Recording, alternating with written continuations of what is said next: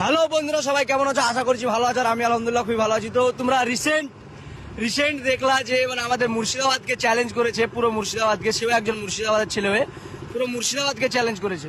তো তার জন্য কিছু কথা, যে আমি এই মুর্শিদাবাদে স্ট্যান্ডটাকে নতুন করে জন্ম দিয়েছি। আমাদের জেনারেশন যারা 24 থেকে 25 26 বছরের যারা আছে তাদেরকে আমি, আমাদের এই জেনারেশনে স্ট্যান্ডটাকে আমি জন্ম দিয়েছি।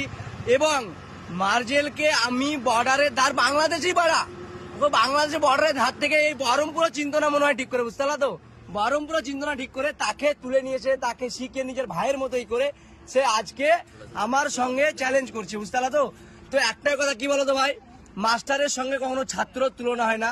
তো সবচাইতে বড় বিষয় হচ্ছে যে 2021 আমি যার হাত ধরে মুর্শিদাবাদের স্ট্যান্ড এসেছিলাম, ইনি হচ্ছেন আমার সিনিয়র টোটোদা।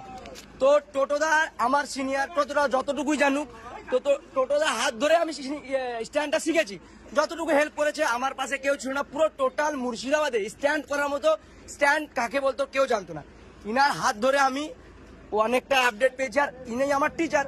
তো গুরু মানে গুরুকে যে রেসপেক্ট করা যায় না, সে দুনিয়াতে তার কোনো কিন্তু উন্নতি নেই। আমি যদি আজকে টোটোদার সঙ্গে আমার কম্পিটিশন করি, কিংবা টোটোদাকে আমি চ্যালেঞ্জ দিই যে হ্যাঁ টোটোদার সঙ্গে আমার চ্যালেঞ্জ, টোটোদাকে আমার চ্যালেঞ্জ অ্যাকসেপ্ট করতে হবে, এটা ভাই কিন্তু কোনো শিক্ষিত মানুষের কথা না। ওর পেটে, যার পেটে এক বিদ্যা কলমের কোনো শিক্ষা নেই, সেই কিন্তু ভাই সব জিনিসগুলাই করবে। আর পাবলিক তো জানেই, যারা আবুতিকে চিনে, যে হ্যাঁ ইউসুফ কে ছিল, মার্জেল কে ছিল, যা ভাই চিনে তারা জানে भाई। तो मर्जिन भाई एक ही बात सुन भाई, झूला झूल पर बाप को मत बोल।